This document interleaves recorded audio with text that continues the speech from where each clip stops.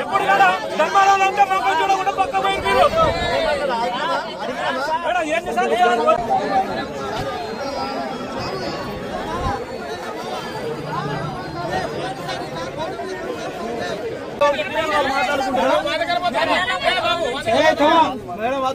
మీరు 2 నిమిషాలు మాట్లాడిన తర్వాత మీరు మాట్లాడండి.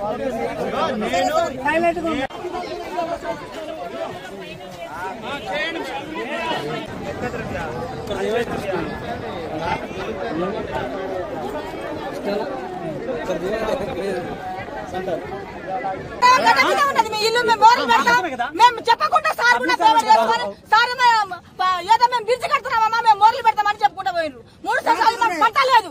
పంట లేకుండా మేము ఏదో కష్టాన్ని చేసుకొని బతికేటోళ్ళం. ఆయన మాకు కష్టపోతుంది, మా ఇల్లు పోతుంది. రాత్రి నుంచి మాకు నిద్ర లేదు. చిన్న పిల్లలు ఎత్తుకొని ఎన్నిసార్లు ఎంతసేపని మోస్తాం, ఎంతసేపని భుజాల మీద పండుగ పెడతాం. చిన్న పిల్లలు బిక్కు బిక్కు అంటూ భయపడి సత్తున్నాం మేము. అశోక్ అయితే చెప్పిండు కదా మాకు ఇదే సేమ్ సిచ్యువేషన్ పోయిన సంవత్సరం ఇదే సంవత్సరం సెప్టెంబర్ 1st వచ్చింది సార్. అప్పుడు వరదలు వచ్చినప్పుడు మా తండం మొత్తం మునిగిపోయింది. అప్పుడు స్వయంగా సీఎం గారు వచ్చేసి మాకు హామీ ఇచ్చారు, మీకు ఇక్కడ నుంచి వేరే చోట పునరావాసం కల్పిస్తామనేసి.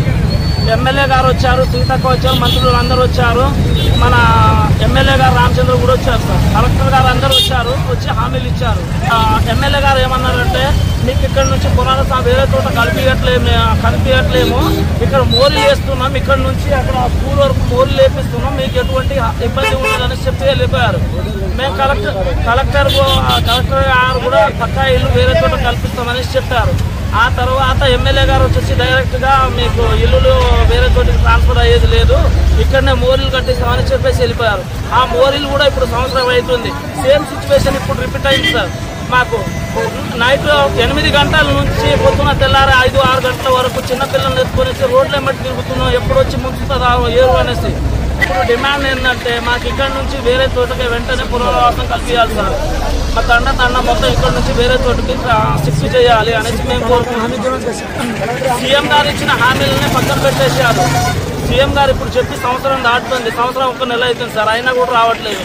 ఇప్పుడు మా డిమాండ్ ఒకటే, మాకు ఇక్కడ నుంచి వేరే చోటకు ఇల్లులు తరలించాలి సార్.